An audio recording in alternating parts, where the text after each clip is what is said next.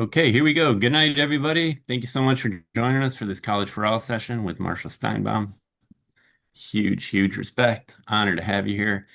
And I wanted to provide, my name is Jason. I'm with Debt Collective along with Julia Barnard. We run the College for All Jubilee School session this year for Debt Collective. I just took a little bit of a context and background. So Debt Collective, we practice what we preach. We offer all sorts of free public political education. Um, And one of the things we're trying to do this year with our Jubilee School is to ask the questions about like what would free, publicly accessible, we fight and win for those things. And what we did is we divided the series that we're running, and it's almost a year-long series. And we divided the series into two parts. In the first part of the series, we've been doing diagnosis of the contemporary, but also importantly, historical the history of higher education. What have been some of the things that have led us to this point now? What are some of the current realities that we're dealing with?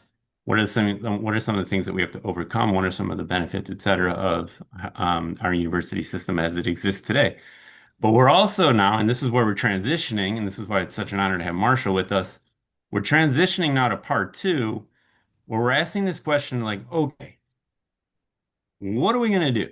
Like, what are we going to do to not only win free college, but win the free college that we want, win the free college that we deserve, the type of free college that treats workers fairly, the type of free college that is accessible to all people of all classes, the type of free college that isn't necessarily tied to a military machine. I could go on and on and on. We're going to tackle all this stuff in this next session or next series of sessions. So this is the first kickoff, and we're going to have Marshall here. I'm letting people in here as I'm talking. So we're going to have Marshall get us started. But to get that part Roland, we're gonna have Astra Taylor. Thanks for joining us, Astra. We're gonna have Astra introduce Marshall, and from there we'll turn it over to the session. So the session will last.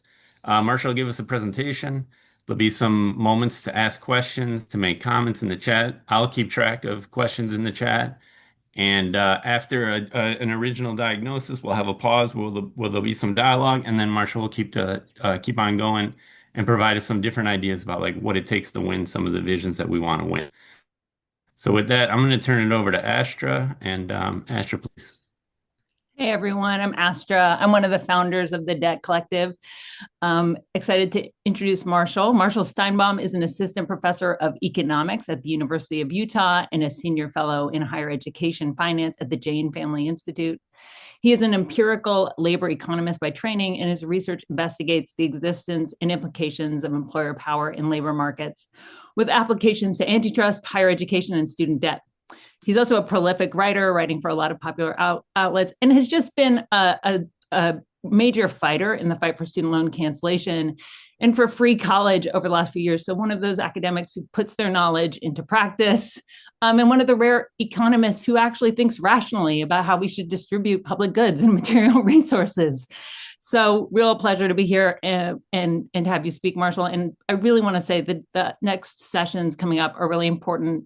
Even though we've been in this fight for a long time, it's always important to learn and rethink and kind of ground ourselves again. So excited to be learning more tonight and in the events ahead. Well, thank you very much, Astra. I'm going to squirrel away that quote, one of those economists who speaks rationally, for my future use, because that's exactly how I like to imagine myself.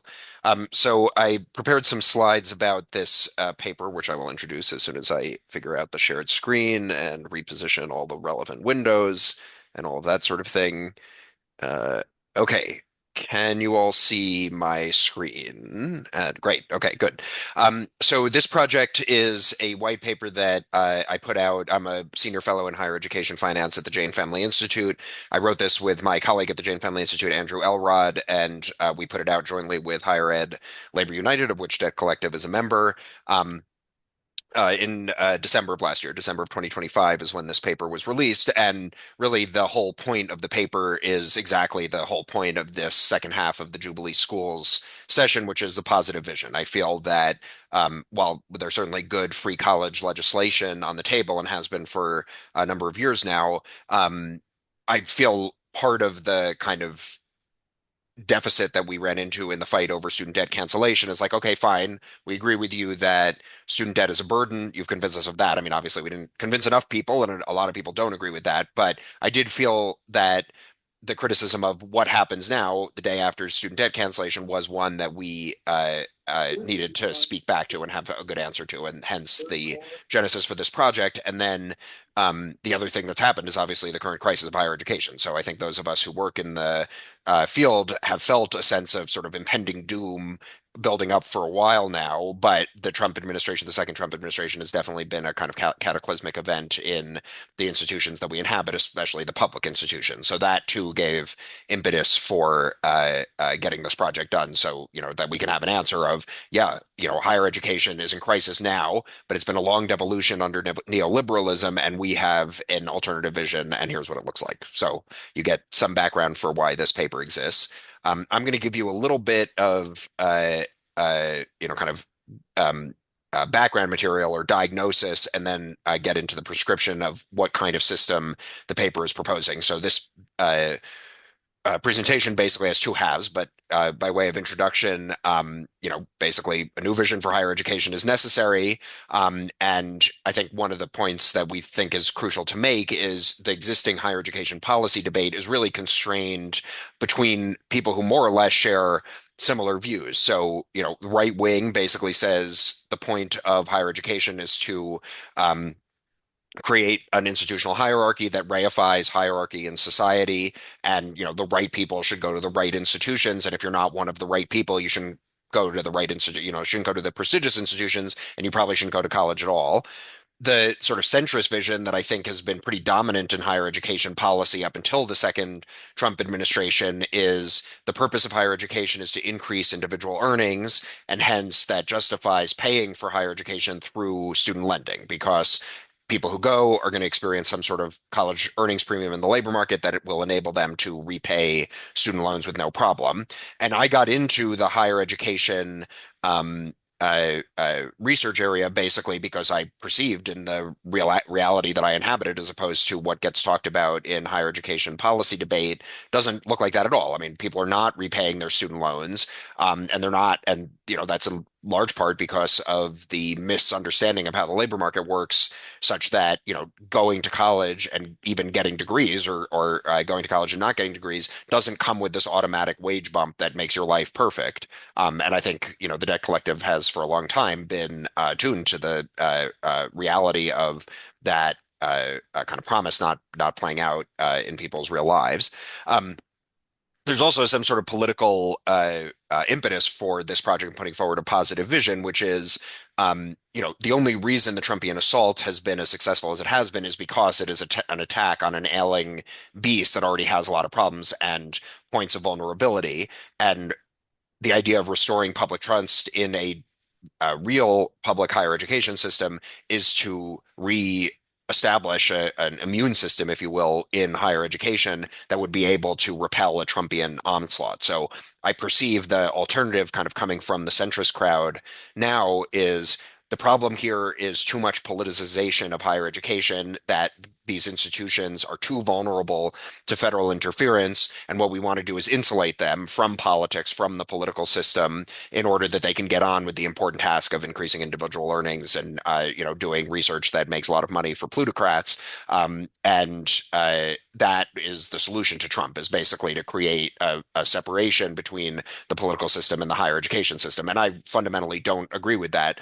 That separation is exactly what's created the loss of trust and vulnerability on the part of the public towards higher education. It's like, what is this What is this institution and set of institutions exist to do? Well, my experience of it is fleece me to give me an education that did not lead to the earnings increases that were promised, and just saddled me with a lifetime of debt. And this idea that there shouldn't be any public accountability on the part of the system that did that to me is just a non-starter from any kind of popular politics. So, I can just tell you, like, that is where the kind of big time philanthropies that have historically funded higher education policy research, that is where they're going, is insulate higher education from politics, don't make it publicly accountable. And I just think that is a recipe for even further disaster. I mean, it's hard to imagine things getting worse than they are, but they always could. And if that point of view prevails, we're, doubly screwed, even more screwed than we currently are. Okay, so as I said, I'm going to divide today's talk into diagnosis and prescription, realizing that the purpose of the second half of the Jubilee Schools sessions is more the positive vision. Oh, the other thing I should have said to begin with is, one, I talk pretty fast and I have a lot to say, unfortunately, or fortunately, whatever.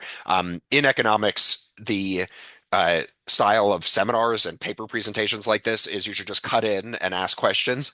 So please feel free to do that. Just unmute yourself and ask me a question and, say I have a question about that and I will stop. You can also raise hand. I will try to keep an eye on the Zoom to see who's raised hand so I can stop. But I'm also going to pause at various times in the presentation to specifically invite questions. So hopefully this is interactive, even though right now it feels like I'm just talking at you and running through a bunch of slides. So please reiterate that. Do break in and ask questions if they come up.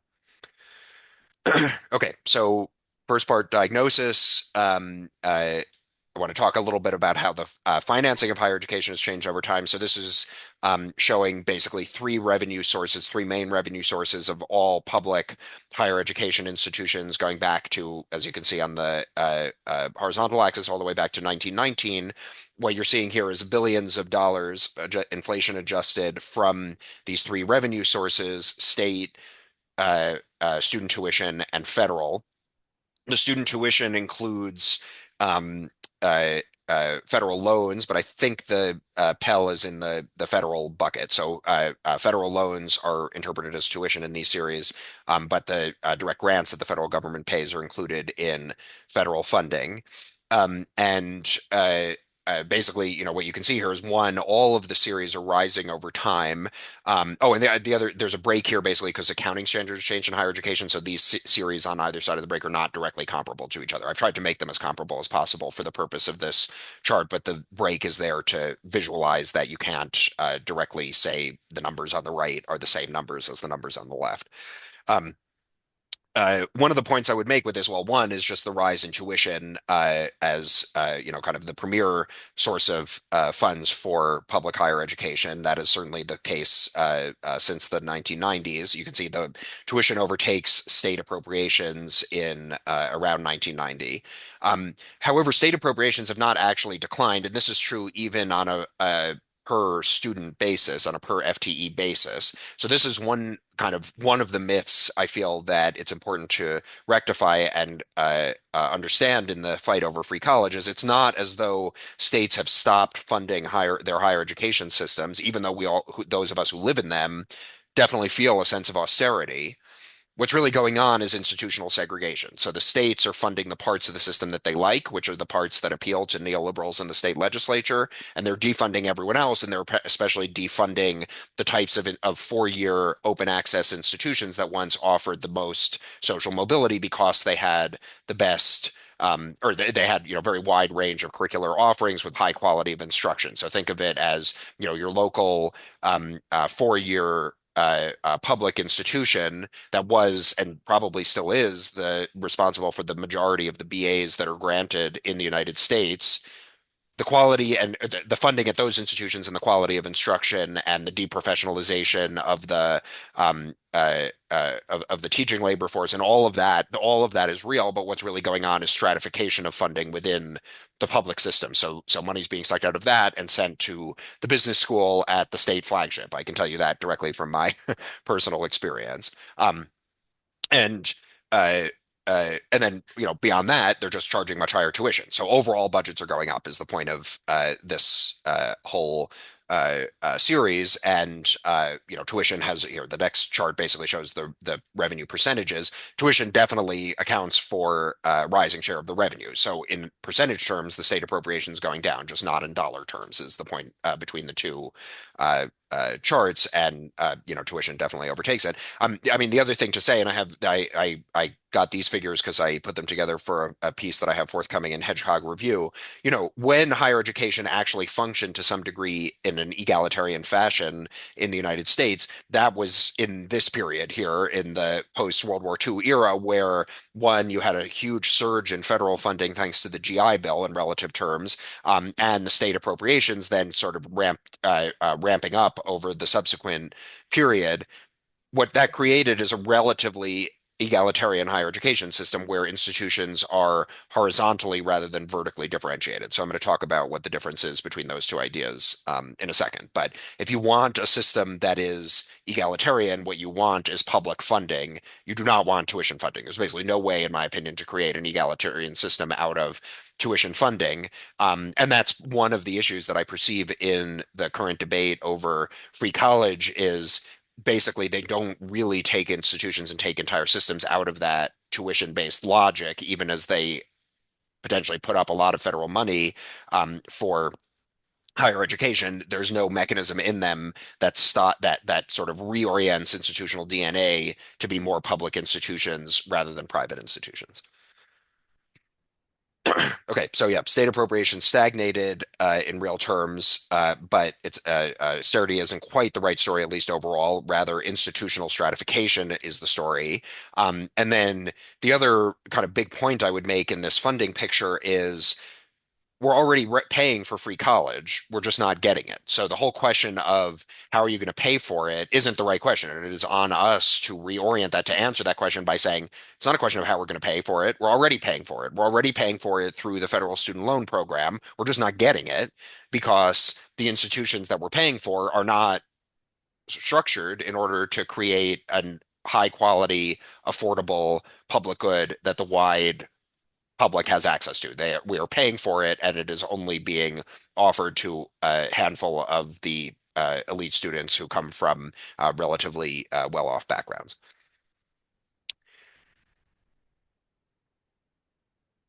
Okay, so here's some figures about institutional stratification that do come from the HELU paper from December of last year. From the IPEDS data, you can see starting in, I think, yeah, that's the earliest years here. So 2009 to 2010. So from the 2009 to 2010 academic year, you can see enrollment and net tuition, I'll show you in a bit, broken out by parental income group. So what you're seeing here on the horizontal axis is the 5 parental income buckets that are reported in these data. And this is showing you the average number of first-time, full-time students, average being average across institutions in each cohort. So here you have big decline since 2010 or so in the average number of students coming from the lowest income cohort. And this low income cohort you should understand as what are called independent students. That is the majority of students who don't have, who aren't attached to their parents when it comes to how IPEDS determines higher education financing. Their enrollment has declined basically because it ballooned during the Great Recession, when a lot of people went to school when they were underemployed. There was, basically that was the period of encouraging people to go to college in order to rectify their labor market problems. Since then, there has been a relative decline, and this is, well studied in the literature of the general enrollment decline is coming from students who are what are called, somewhat patronizingly marginal in the literature about this. That is, when the economy's good, they'll get a job. When the economy's not that good, they'll go to college. And the economy improved over the course of the 2010s, hence enrollment declined in that group. What you also see is a rise in relative enrollment among the people with the highest income parents. So that's what I want to drill down on. This figure is covering all public institutions. So it's, kind of a difference within the all public higher education institutions. The institutions that have experienced this enrollment decline are a different set of institutions than the institutions that have experienced this enrollment increase. That's about institutional stratification within public. So I'm going to drill down to like increasingly kind of elite publics here. This is the public R1 universities, so the ones that have that Carnegie classification. You can see basically constant enrollment of low income students among those. So that's not where the drop off has been, but definitely increased enrollment of higher income students among the public R1. So you can say, basically the most prestigious public institutions are increasingly enrolling the children of better off parents. Oh, the other thing I should say is this first time full time stipulation is very important here. This is the only type of students where you get this parental income breakdown in the IPEDS data. And what that means is basically, so the notion is freshmen, although the definition is a little bit looser than that. Basically, all cohorts in higher education kind of become more elite as they age through higher education. Basically, it's more likely that the children of lower income parents drop out because tuition goes up. I mean, there's definitely front loading in higher education. So, however stratified the cohort starts when it enters, it's going to be more stratified when it finishes. So you should think of all of these figures that tell you about stratification about cohorts when they enter, they get worse as they age through the higher education system. So anyway, more elite students coming to public R1s, and then the most egregious version of this is there was a paper published by I think the Joyce Foundation about 5 years ago looking at recruitment to state flagship institutions, or I should say all public institutions, but it's really state flagships that are doing this for the most part, out of state recruitment. So it was like looking at visits to high schools from a flagship state university in another state. They have very interesting data on, increasing prevalence of out-of-state recruitment at the college level. I took that list of institutions from that paper and looked at this IPED stratification of parental income backgrounds, and this is, basically the strong finding there is that the institutions that recruit out of state are the ones where this increase in the enrollment from the children of best off parents has been the highest. So what you're seeing is the institutions think, okay, the way to make money here is to try to get students who can pay a high tuition because their parents are well off to come from out of state to this institution. And then the implication is the state institution is no longer a place where people from the state are actually able to attend. It has reoriented itself not just by charging higher tuition, but by going out and recruiting a different student body that confers prestige within the state system and within the public system overall.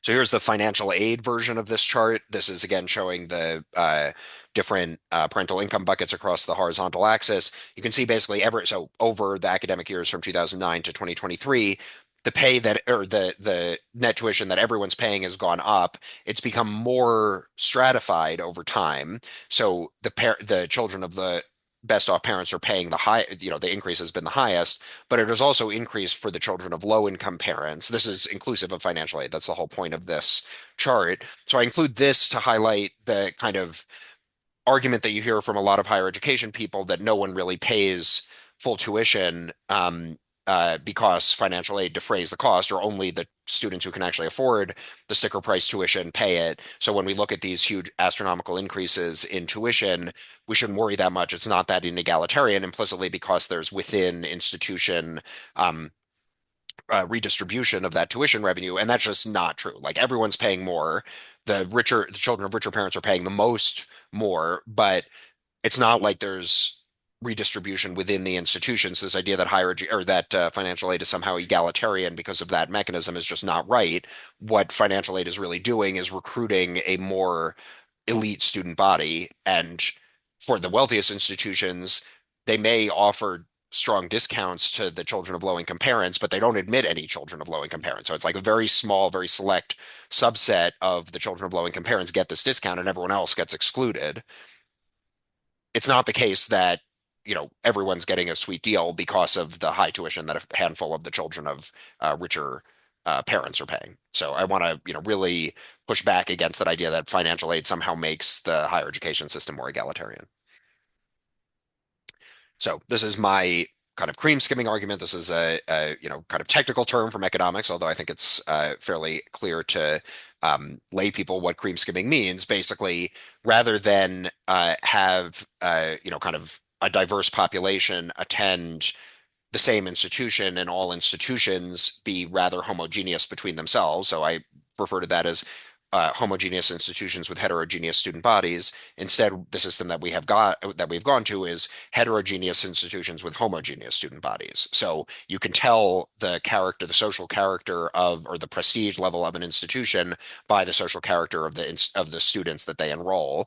And in a public good, like a typical K-12 school in a diverse school district, you're going to school with people who are very different from you and have different backgrounds. And we all know that's not entirely true at the K-12 level. In higher education, it's really not true. Like even worse than in K-12. I mean, there's stories that due to residential segregation, how segregated K-12 is. Higher education has always been more segregated than K-12, and it is extremely more segregated than K-12 now. exactly by this mechanism. So again, we once had public institutions for which you would find heterogeneous student bodies. That is not the institutions that currently exist. And what we want is exactly that. We want a system of institutions where the name over the door doesn't matter that much for the quality of the degree that you're receiving. Everyone should be getting a high quality degree or a high quality education. You're not everyone is applying to the most prestigious schools with a ridiculously low acceptance rate. It's we want a world where people are going to colleges that aren't that differentiated from one another and getting the education that they want. And the way I refer to that, as I briefly alluded to earlier, is we want horizontal differentiation, not vertical differentiation. So again, technical term from economics or technical concept from economics, you want institutions that are different because they offer different learning modalities, potentially different sizes, different course offerings. So if you like small liberal arts college, like that's available in the public system. If you want large research university, that's available in the public system. But it's not like going to the large research university is necessarily more prestigious or giving you a higher quality of degree or costing more than going to the liberal arts college. Like that's horizontal differentiation rather than vertical. And that's the system that we want. And financially, the way to get there is basically low uniform prices. So this is why, free college is the slogan way of referring to this low uniform prices. To me, what's controversial about it, at least in the wonk world that I interact with, is not the free part, although that is certainly plenty controversial in some circles. What's controversial about it in wonk world is the uniform part, that everyone's paying the same price. People in wonk world really think it's great that some people get charged exactly what they're willing to pay. So, and then in their mind, that's because the children of well-off parents are paying a high price, so that the children of less well-off parents get a steep discount. That isn't how it actually works. How it actually works in financial aid is the students that institutions want, which tend to be the most elite ones, they get the discounts through merit-based aid. And it's the children that don't have any outside options, typically those that are not children. I mean, they're typically students that have life responsibilities that are so-called non-traditional, again, a sort of patronizing word from higher education wonk world, because they have families, they're older, they're going back to college later in life. They're generally going to go to their local state university, and that's exactly who can be, or local public institution. That's exactly who can be gouged in this schema. Is like they don't have the ability to just go wherever who's around the country who's ever offering them the best aid package. So that's who you want to, in fact, charge a high tuition. So it's a really perverse way of running higher education. And then the last point I would make here is, I think a lot of us kind of got frustrated with this idea of like, oh, we should be means testing free college, so it shouldn't be free because why should Donald Trump's kids get free college? That was the slogan put against free college, around 2020 and so on. And that's a really facile, I mean, it's a facile approach to any, means testing scenario. But the reason why, the answer to the question is if there's not low and uniform tuition for everyone, then the institutions are going to vie for the most elite students. So Donald Trump's kids should get free college because if they don't get free college, then they're going to get a slot at the best colleges, and you're going to get pushed out to a place that has, deprofessionalized their workforce even more, and is no longer offering the breadth of degree programs that they once did. So this is really a push against institutional segregation, basically. And the idea that we need means testing is saying it's great that there's institutional segregation because Donald Trump's kids should go to the best colleges, and the rest of you can have the scraps, basically. All right, and then the last point I want to make about the sort of diagnosis is just the non-repayment in the federal student loan program. So this is where as I said earlier, the how are you going to pay for free college is the fact that no one's paying back, we're already paying for their student loans. So I'm going to prove that to you now. This is a forecast that the Department of Education makes every year of how much revenue they're going to get from each vintage of student loans. So by law, they're obligated to say, all the student loans that we expect to issue in this year, we're going to make money on them. I mean, this is what the federal law says, is you're not allowed to issue loans that you think you're going to lose money on. So the Department of Education always predicts we're going to make money in ex ante. This shows the amount of money they predict they're going to make cohort by cohort. So as you can see, some cohorts they do predict to lose money. I don't know exactly how they get away with that under the law, because the law says you're not allowed to issue loans on which you'll lose money. But for the most part, you've got green bars. That is to say, Department of Education looking from the year that's on the horizontal axis forward in time, they think basically we're going to make money like a bank. It costs us less to borrow to issue student loans, we can charge a higher interest rate than that. And consequently, this entire portfolio is basically revenue positive for the federal government. Here's what it looks like ex post. They made a lot less money than they thought they were going to.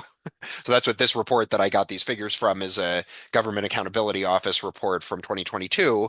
And basically, the whole question in that report is why did the performance of the federal student loan portfolio deteriorate so considerably between when these forecasts were made and ultimately when the loans were collected. And the answer that that report comes to is basically conveyed in this figure. So overall, the government expected ex ante to earn a net revenue of $114 billion. As of 2021, they in fact lost $197 billion. So that's a swing of $311 billion in the performance of the federal student loan portfolio. And then this final horizontal bar breaks that down into basically why. 61% due to reestimates using revised assumptions and data. So I'll explain what that means in a moment. 39% due to programmatic changes. So that is all bureaucracy talk. The 61% is we thought these student loan borrowers were going to experience higher earnings increases than they in fact experienced. So because their earnings were not as high, they didn't repay the loans that we thought they were going to repay. And the 39% is income-driven repayment got more generous. So the 61% is people's incomes were lower than we thought. The 39% is the repayment terms got more generous as IDR was expanded during the Obama administration in the aftermath of the Great Recession. Between those two things, you basically have a lot more people qualifying for more generous IDR and not repaying their student loans. So this right here is the best argument for we're already paying for free college. And in addition to just being true on a fiscal level, it is also a highly rhetorical or highly rhetorically useful point to make in this context because um, we kick the ball back over to them. They're the ones who cause it. This is their higher education system that's systematically issuing student loans that are not going to be repaid. They're the ones who constantly talk about the college earnings premium as being why we should finance higher education on this individual basis using federal loans. And they're the ones who got us into this mess of a totally non-performing loan portfolio based on these false assumptions about income growth. So it's not, we're already paying for free college, and that is because of your policy mistakes that we are proposing to clean up by making the system actually publicly accountable again.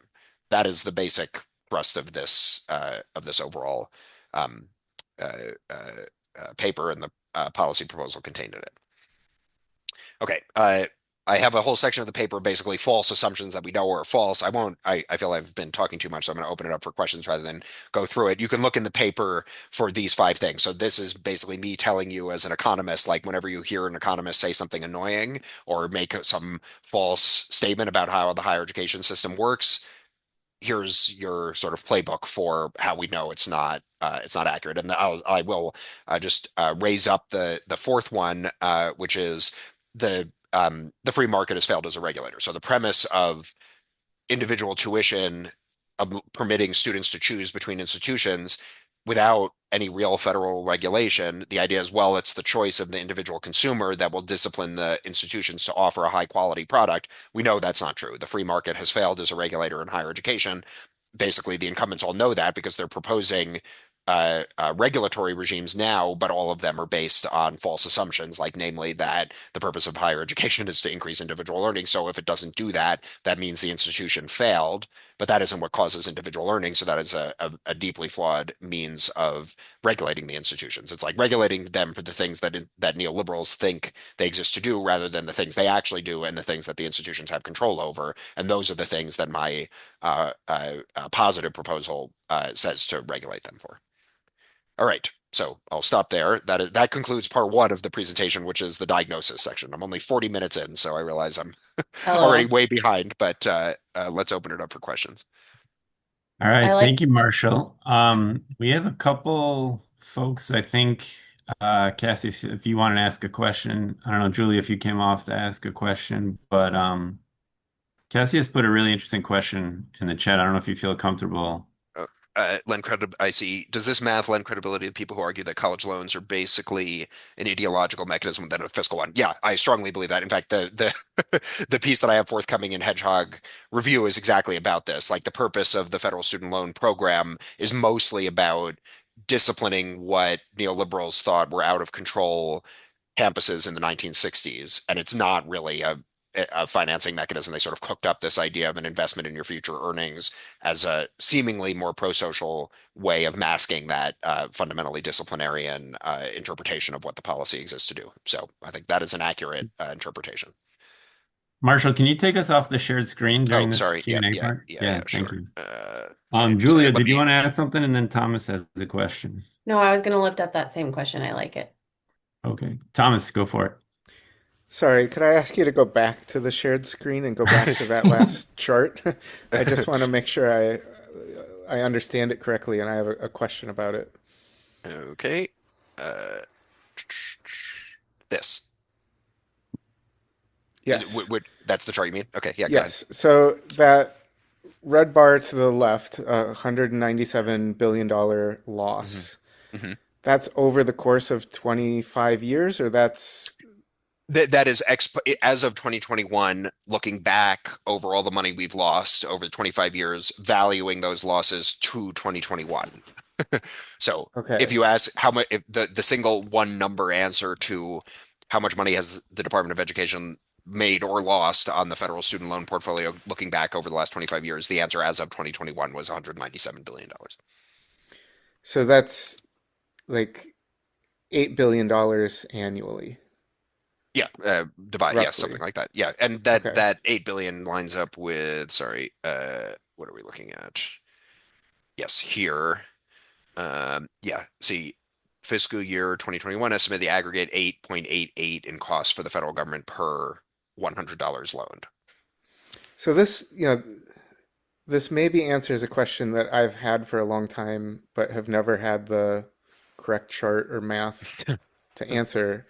But it's like, if we were to fully fund all public universities, depending on how you do it or like, the details of the policy, we're talking about like 40 to 60 billion dollars annually hmm federal investment.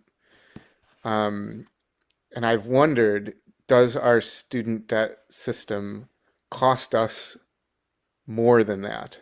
But it seems like it might only cost us like $8 billion dollars No, annually. that's a misinterpretation of the 8 billion in my opinion. Okay. The What's the the right? the number that we have in the paper is 70 billion is how much it's costing us, and that is if you take the $100 billion of new loans that are being issued now, so not looking back over the past, but looking to the future. Every year, a new $100 billion is issued, more or less. Actuarially, 70% of that's not ever going to be repaid. So that's what I say is the budget for free college coming from closing down the federal student loan program. And that's because Okay. looking forward, things look even worse. Like this is looking backward. Looking forward, we live in the world where incomes are lower and IDR is more generous, and people just aren't repaying. And a big question about that 70 billion is right now, the Department of Education is trying harder than they have in a long time to collect people's student loan payments. It's caused a huge rise in default and a lot of distress for borrowers. A big question is, are they actually getting any more money out of it? Like my strong suspicion is they're squeezing blood from a stone. They're not getting a lot out of it. They're making people's lives miserable. Going back to the disciplinary point, the point is to torment a population that the political system has decided is bad because they voted against them or whatever. The point is not to actually collect money, but we'll see. That is very much a matter for future investigation.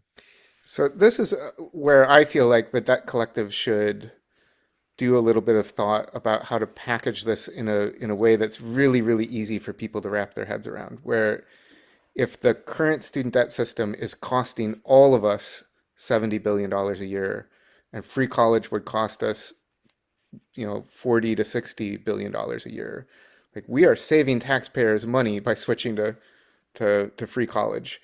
Yeah. But I feel like this is something that people don't understand, and it's our job to sort of make this easy to digest, easy to understand. So I want to follow up later and really understand this better and think about it better. Yeah, I agree with you. I mean, this is the number that we want to nail down is what is the actual actuarial value of the new student loans that are being issued every year.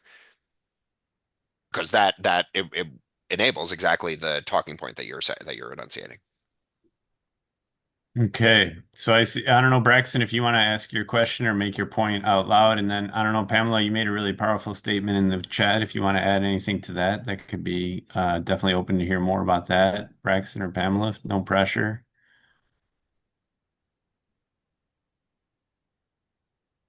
All right. If you get inspired and want to say something, please let us know.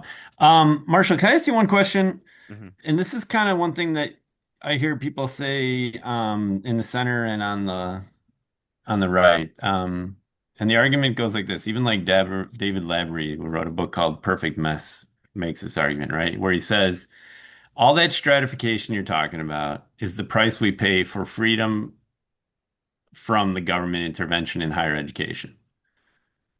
And I think a lot of people in this room have a response to that, but I'm curious what you would say to this. In other words, if we either sacrifice freedom of autonomy from the government and we deal with stratification in society in higher ed, or what do we say to that?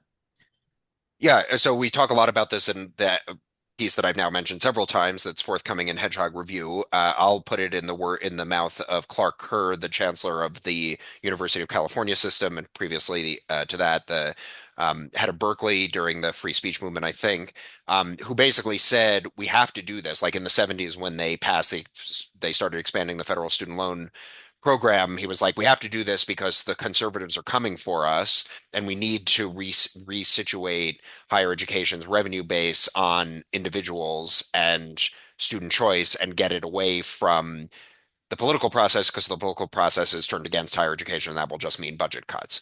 And that is basically the fateful decision that higher education administrators made in the neoliberal era is where it's somehow saving our institutions to accede to that DNA transplant or transformation in the direction of individual tuition that keeps the lights on, so to speak, but it makes the institutions fundamentally different from what they once were. So I can't speak to the historical counterfactual of if Kerr had not enunciated that, if we'd kept exactly the same financial basis for higher education, what would have happened under Reagan? Maybe there would have been cuts, but the institutions that were being cut would not be the neoliberal monstrosities that they have turned out to be. So I would just point to that as the crucial turning point in the history of higher education of the post-war era, and we seek to reverse that. We don't, I mean, you can say, yeah, I mean, I guess I just disagree politically with the idea that we want the institutions to be autonomous and independent. To me, that is an anti-public mindset. I mean, I understand in history why it has come to be associated, or why many, people broadly speaking on the liberal, of the liberal persuasion or progressive persuasion might want independence of institutions from the government. That certainly seems justifiable in the wake of, say, McCarthyism. But on the other hand, it forfeits their public purpose and their public accountability. And I think what is Mhm. on us in the current era is to revive those things and to create a popular movement in the direction of we want a high quality public higher education system, and we want it to be accountable to the people, and we don't want these autonomous institutions. So is basically a fundamental political disagreement that I have with some views that have been enunciated in the history of higher education. And I think, that, I mean, I put it before you that it's time to abandon that idea that institutional independence is somehow good for institutional health, because we're the ones living in the aftermath of that now. Thank you for that. Thank you. I'm glad we got that recorded too. Um, Astra, I don't know if you want to make your point out loud, and then Alexander, and then maybe we move on to part two. Yeah, Cassius makes a great point. We currently don't have independence from the feds anyway. It's like the less money that they spend, or at least, the share of the money that they spend, the more control they exercise. I mean, in my red state, it's like the legislature has all sorts of views of how the state university should be run, but the foremost one of them is that they shouldn't pay for it, or they should only pay for the business school, and they shouldn't pay for anything that actually serves the public interest. Totally. Astra? Yeah, I mean, I was just wondering, looking at that chart of the losses on the loan portfolio, I was wondering how the right could also weaponize that data by saying it's further evidence of the economic inefficiencies of higher ed. I guess Yeah. but since you just made a very provocative point about institutional independence, which I think is a really interesting way of framing it. I mean, your slide that mentioned meritocracy as segregation, right? There's a slippage. And for some people, higher ed is a sorting mechanism. And it's not just, it's professors as well. I mean, we began the chat. Jason said, what are the obstacles to free college? And let's be honest, a lot of professors are a part of the obstacle that are attached to academic, maybe don't want a horizontally egalitarian system. And how do we make the case to them it's in their interest? How do we create a different sense of excellence? So a few words Yep. on that in that provocative mode would be welcome. For me, I mean, I basically just completely agree with what you just said. I mean, the biggest obstacle to free college, and it's directly stated in the paper, is the existing institutions who have become totally neoliberalized.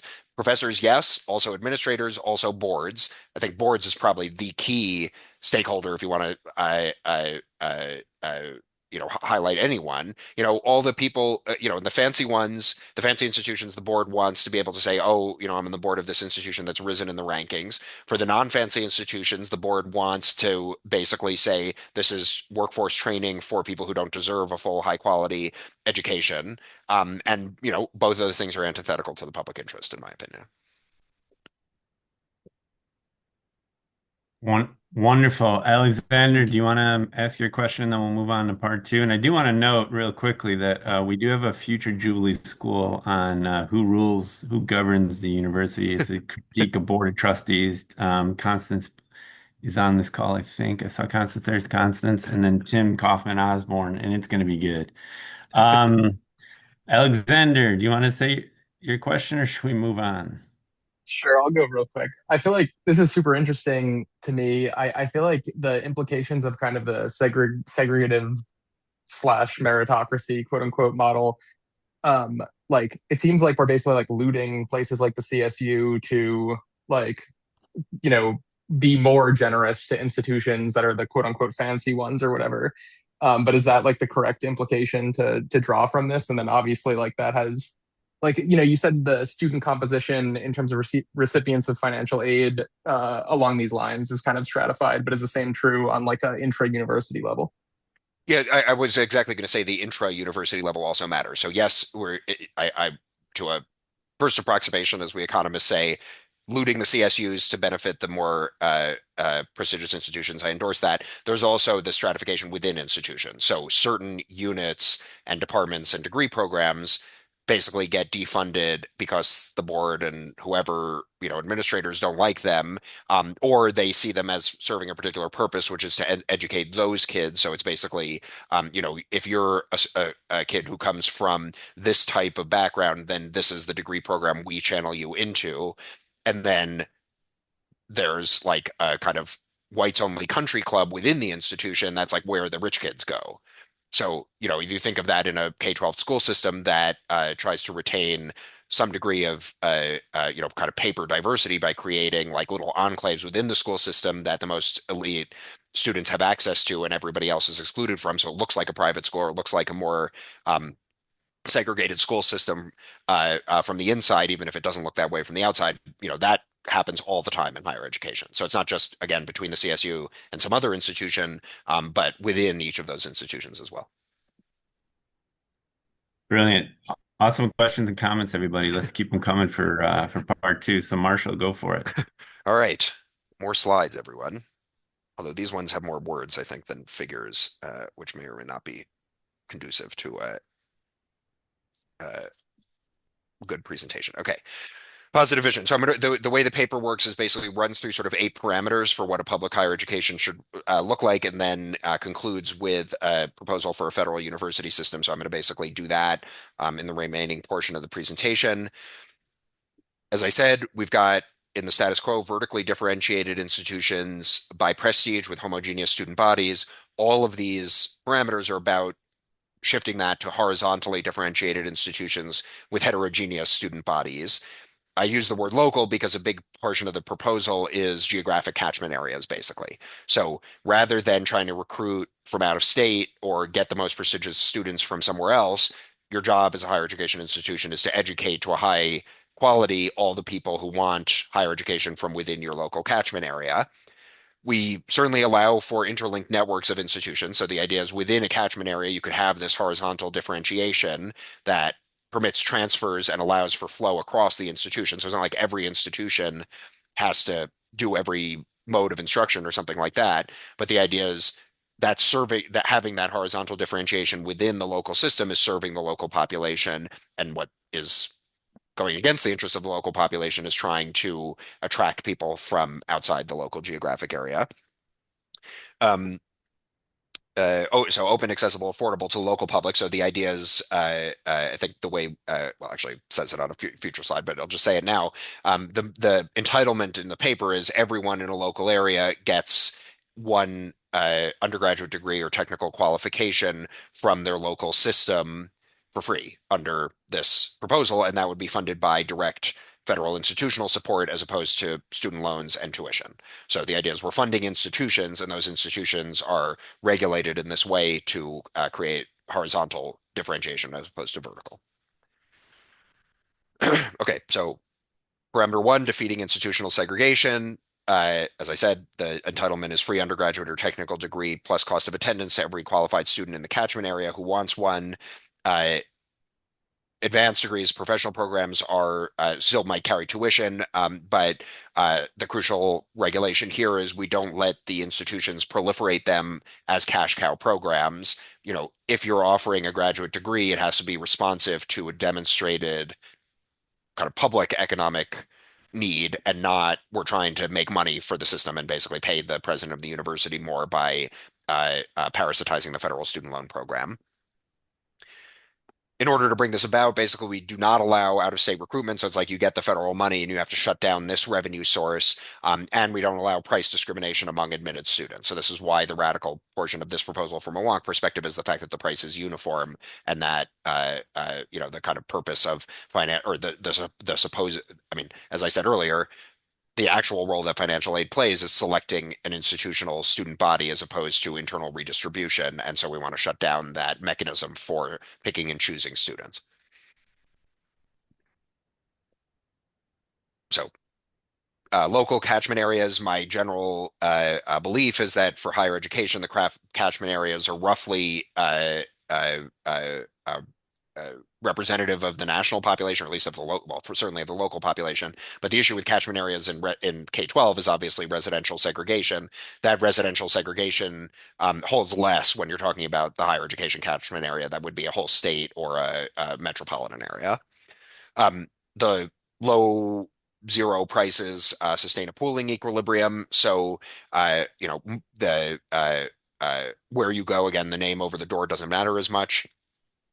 Quality is conferred by the actual instruction that you receive, and the degree programs on offer, and the labor standards for the academic labor force, not by exclusivity. So the whole point in the vertically differentiated system is the way that you achieve prestige as an institution is by admitting a prestigious student body and specifically recruiting one, and that is closed off by the geographic catchment areas and lack of price discrimination.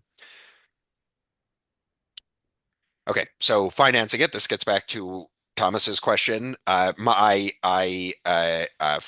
perceive basically that 70% of the $100 billion in new loan originations will not be repaid. The CBO scored the OBBB that way in the summer of, what was it, 2025, in the context of saying, if this legislation passes, then that number will decline to 40%. So they're saying, we're going to start this legislation, made IDR much less generous, capped loan originations, and made collection more onerous. That's supposed to improve performance so that only 40% of new loans are not being repaid as opposed to 70%. As I said earlier, I'm skeptical that it will achieve that. But the 70% in the status quo is what I'm saying is our budget from closing down the student loan program for enacting free college. And then the other big piece of it is the research overhead that comes from the federal research edifice. So federal agencies spend about $70 billion on research for higher education institutions. 50% of that, which is the overhead, is about $35 billion a year. So the overall budget for free college coming from those two big sources is 105. And then there's other things. So, I haven't explicitly said we're going to close down the Pell Grant program and channel it to this, but you could do that. That would increase the sort of existing revenue pool. obviously, there's also lots of other sort of federal programs that exist to make college affordable. And the whole point of this system is it would make college affordable by regulating the system, not by creating incentives or whatever for this and that student to be able to go to college affordably when everybody else is being charged through the nose. So those programs all have some budget attached to them that, in my opinion, is sort of part of the revenue pool as well for this proposal. But yeah, I mean, just to echo what Thomas was saying earlier, this kind of validating this number and socializing it is, I would say, one of the highest priority items for those of us who are advocating for free college in the current political environment. Okay, so we've already talked about this. The political logic of this pay for, quote unquote, pay for is the status quo is already paying for this. We're already paying for free college. We just aren't getting it. And the reason we're not getting it is because we neoliberalized higher education to increase tuition, cause lots of people to take on student loans they can't afford. That's all your fault. To the incumbent policymakers and higher education administrators, we're going to clean up the mess basically by regulating the system that is currently out of control and not operating in the public interest. So this paper, as I alluded to at the beginning, is jointly issued with HELU, Higher Education Labor United. So it has a strong sort of labor standards and collective bargaining rights component to it. Proposes universal collective bargaining in higher education. Right now, we have a patchwork of collective bargaining regimes, and so private institutions are under the National Labor Relations Act. Public universities are covered by each of the different states' public employee collective bargaining regimes, which come with their own regulatory bodies, as well as some states that either totally prohibit public sector collective bargaining or have no law protecting it. And creating no authority governing it at all. So I mean, the proposal doesn't quite go as far as saying basically there would be a federal higher education labor board that would supersede all of this, because there's lots of existing unions that have done very well under their existing state systems, and some have done decently well under the federal system, frankly, at private universities. So the basic framework is an OSHA-like framework where basically there's a federal floor for collective bargaining rights that's universal in private and public institutions, and then states can basically create more protective collective bargaining regimes on top of that federal floor. And then we would amend collective bargaining law to basically include these core issues. So, as at present, collective bargaining in higher education is not allowed to cover academic freedom and free speech because these are not labor standards under the law, and they very much are labor standards in higher education, and so they'd be expressly carved into what can be bargained over in a collective bargaining regime.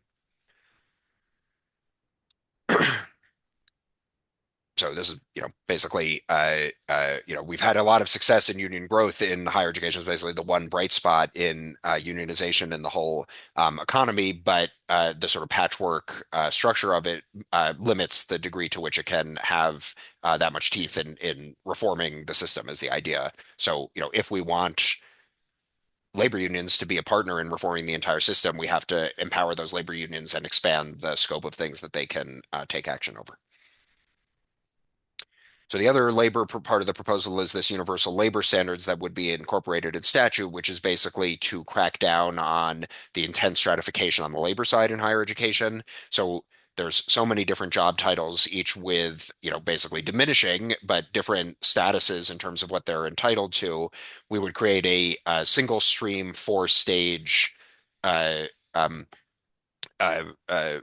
of employment classifications, and then each of those four would have a collectively bargained pay scale.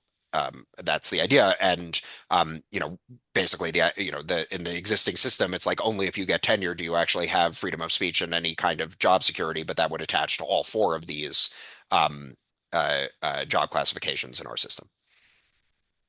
Oh, and also, yes, this last thing is about non-academic labor, but basically everyone on campus has to be employed by the university. So obviously universities, like many parts of the economy, have a big issue with outsourcing of staff labor that is used to undercut labor standards, and that would not be permitted under our system.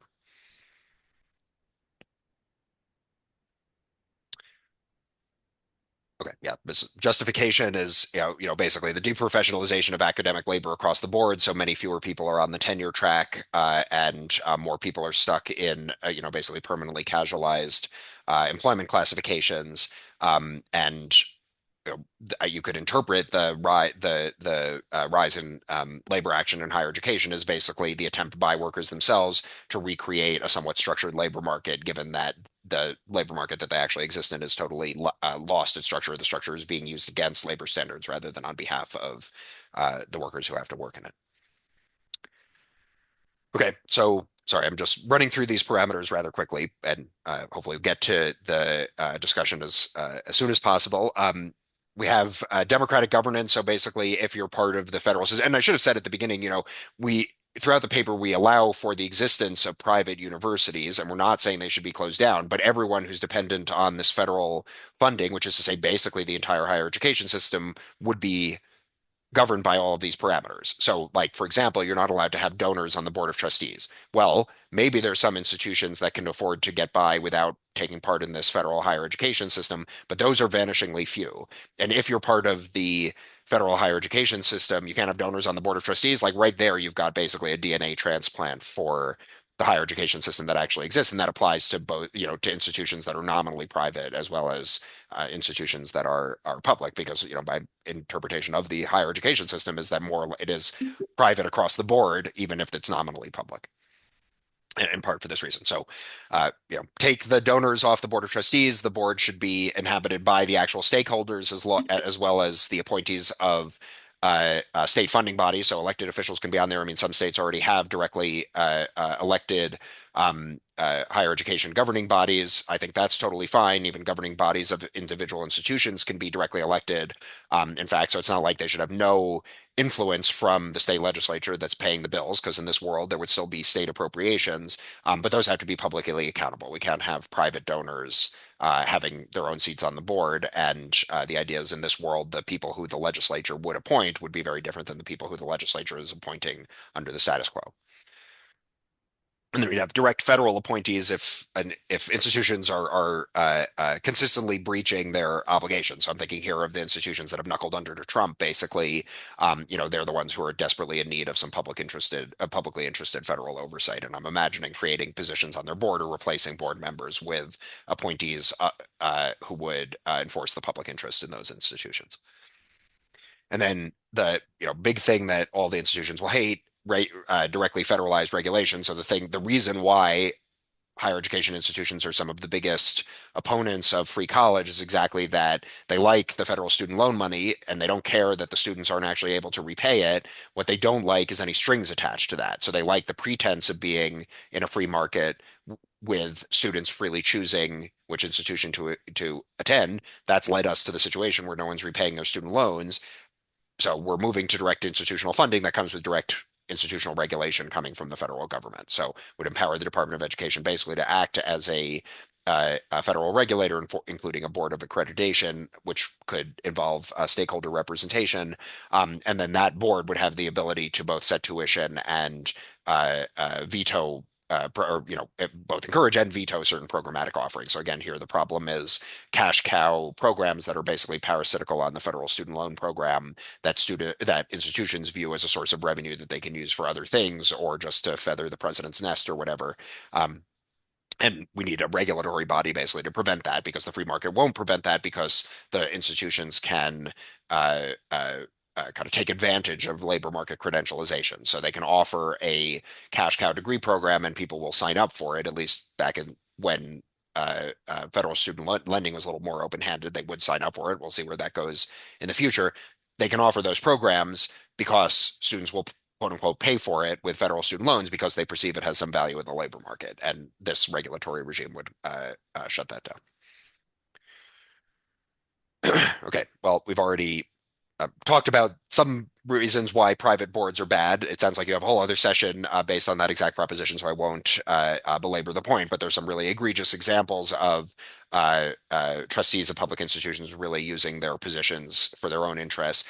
I mean, this University of Michigan example is particularly notable because it's their own direct financial interest, and there's certainly plenty of examples for that. My own 2 cents is even where the interest is not like so narrowly self-interested of like I'm on this board in order to make money for my private business. It is ideologically self-interested. It is like I am on this board because I want to shut down the parts of the university that I don't like and exclude the students that I don't think belong on campus and only have the business school being the part of the university that actually functions that I want to go to fancy events at, that kind of thing. Okay, so this is getting into the weeds a little bit on the sort of research venture, but basically one aspect of privatization is institutions perceive they have a vested interest in privatizing intellectual properties. On the one hand, they take federal money to pay for the research on the front end, and then they lock up the results of that research with IP, and they think that's a really good way of acting as a supposedly public institution in creating public knowledge that would be shut down under the system. So basically, if all IP created with federal research funds would be publicly available, and institutions would be prohibited from kind of monetizing it on both ends. And then the idea here is basically you use the federal research funding to actually conduct a research policy that serves the public interest, that is pursuing policies that are democratic or pursuing research aims that are democratically arrived at rather than capitalistically arrived at.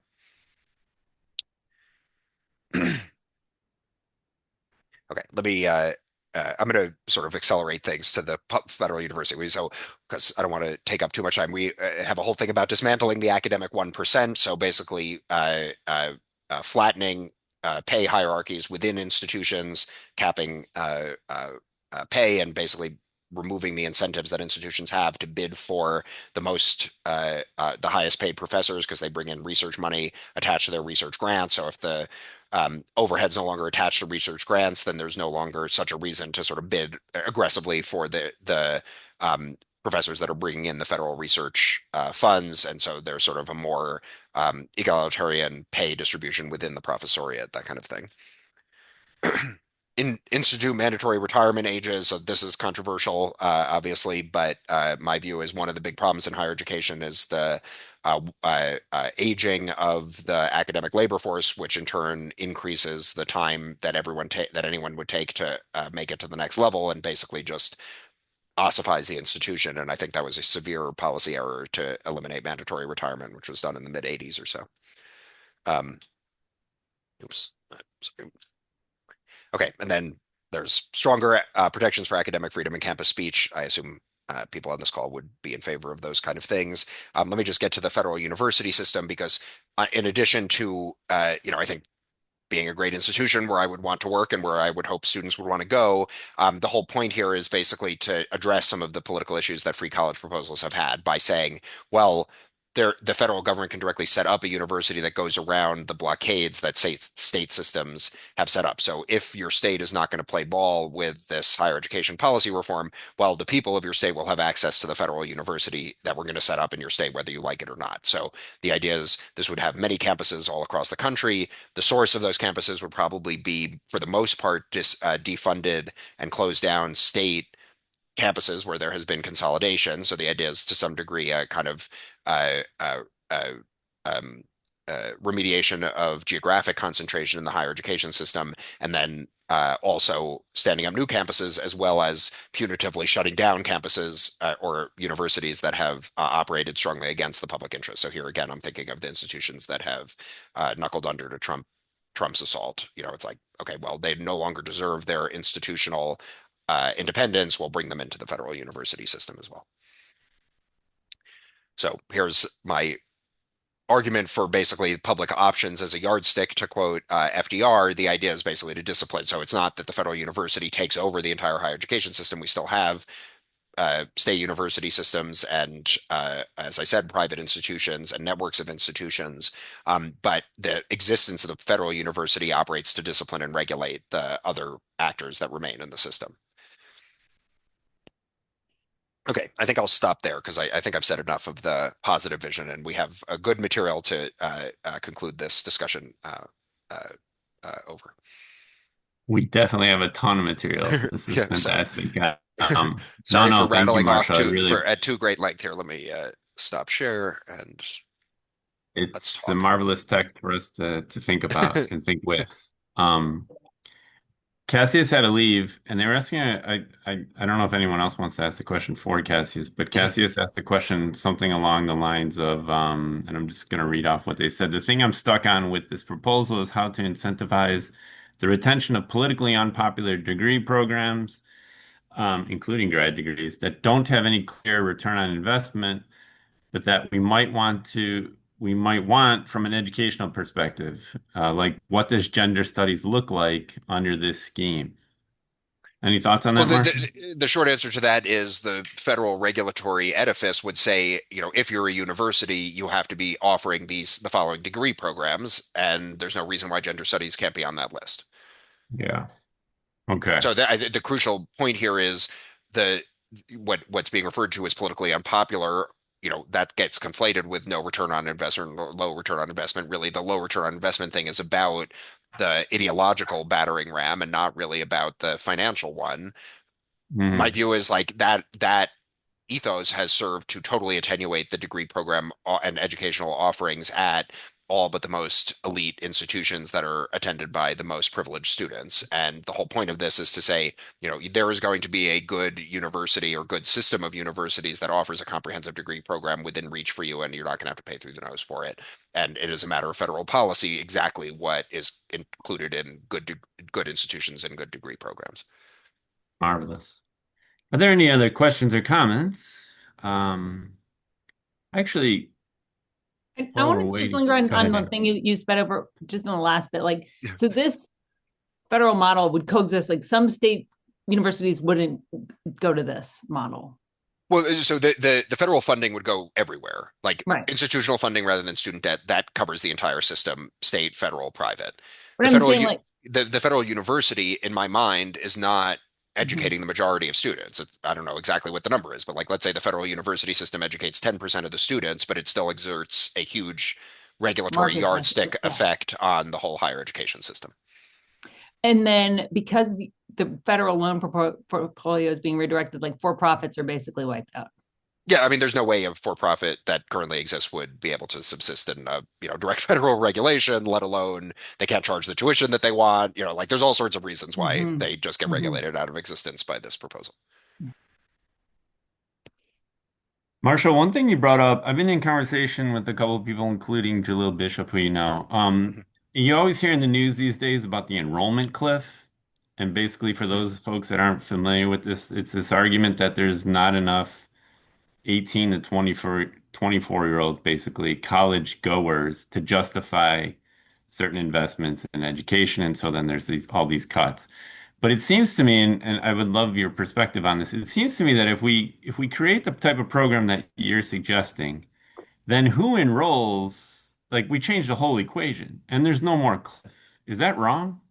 Yeah, no, I think that's basically right. I mean, there's certainly an element of the federal regulation and the federal planning that says like, what we want is to provide the policy goal here is to provide a high quality education to everyone who wants it. So, if in some world like the share of or the population is shrinking or the share of people who want it is shrinking, that then the overall system would shrink accordingly. But it is not the kind of thing where I mean, in the status quo, I think the institutions are so dependent on tuition funding that when they perceive the enrollment cliff as being existential, and it would not be existential if they're getting federal direct payments, and then that has the effect of exacerbating. I mean, it's like, these kind of automata that have no other means of running their institutions than to like operate in as antisocial a manner as possible. So in light of the enrollment cliff, what they do is, basically, kind of like try to steal one another's students through some means in order to, kind of beggar thy neighbor approach. And like all of that would be shut down. That rate, the race to the bottom type dynamics that are engendered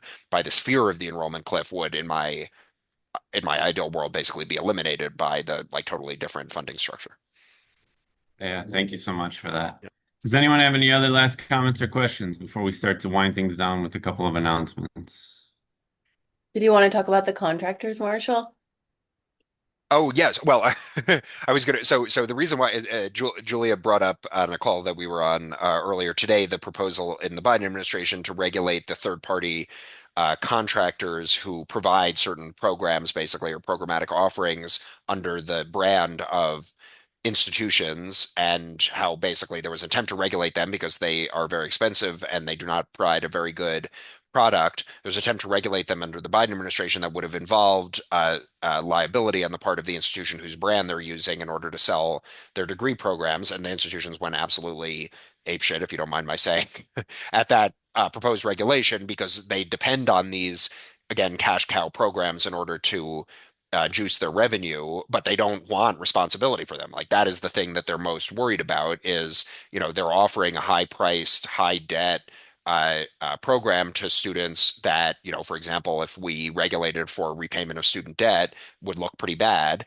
So they basically want to say, oh, yes, we'd like the money from them, but we don't want any responsibility for what they're doing. That's not us. Don't make us pay, don't make us take responsibility. And that's very telling. They got what they wanted. The regulatory proposal was ultimately killed, and that's because the institutions have a great deal of sway in Washington. And that the reason why I wanted to bring that up in this context is that is the main roadblock to higher education, or sorry, to free college, is the existing institutions and their business models. And this was just one example of that. So if I had one criticism of the kind of coalition that developed to push free college the last time around, it was too much credulity for the institutions. It's like, oh, well, maybe for-profits are bad, we should get rid of those, but higher education is good. Nominally for-profit or nominally non-profit public institutions are good. They're our friends, so we want to fund those. Like they don't think they're your friends. They think you're their enemy. So this is why they tried to thwart our agenda in Washington over and over again, and we should understand them for what they are, which is basically the main roadblock to actually reforming the higher education system in the public interest.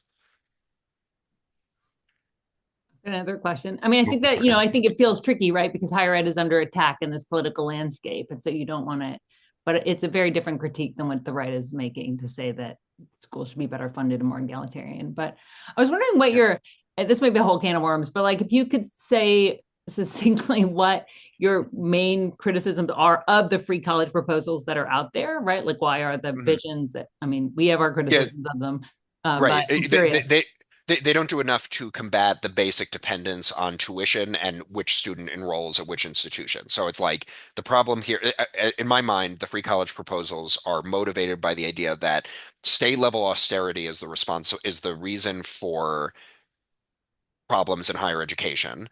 And we can counteract state level austerity by injecting a lot of federal money. And if we do that, then the kind of DNA problems, as I've characterized them in the higher education system, will go away because they will return to being public institutions. My basic critique of that analysis is they are neoliberal to their bone now, and they need us to remake them. And we cannot leave the existing structure in place and just say, here's a lot more federal money for you. Now do what we want. They are not going to, as their opposition to what would seem to be a huge federal handout indicates. They're worried about the strings being attached. That as the whole third party regulation brouhaha shows. And that's actually a nice segue. First off, round of applause for Marshall. Thank you so much. Well, Brilliant my stuff. pleasure. No need to applaud. I appreciate having an audience where I can just speak into a Zoom for an hour and a half. Anytime you want, brother, we'll have you back. But I do want to say that that last question and answer was a nice segue into talking about the upcoming sessions, including our next session in 2 weeks, led by Debt Collective's Hannah Appel. Um, my friends, when we talk about winning free college, we want to talk about free college that has academic freedom. We want to talk about free college that's run by the faculty, the students, the community, rather than these rich folks that Marshall just talked about. We have sessions on both those topics, and we also have this next session on what it means to divest from war, genocide, destruction. Our universities invest in that right now and help reproduce that. So, what does it look like to get out of that whole mess? Well, next session with Hannah is going to talk about a campaign at the University of California system called Move Your Money. So, definitely come to that and please encourage others to show up as well because this type of campaign is one that we've needed for a long time. Um, I also encourage you to come to future Jubilee School sessions where we'll continue to examine not only how to win free college, but also what that free college would look like. The free college that I think a lot of you were gesturing toward in the chat and in your comments. We can have both hands. Why not? Thank you, everybody, for turning up, showing out, and really appreciate again, Marshall, your work, what you did here and see you at the next session. Take care, everybody. Good night. Thanks for having me. This has been fun. Cheers. Thanks, Marshall. See everybody next time. Bye. Thanks, Thanks, everyone. Jason. Thanks, Thank you. Astra.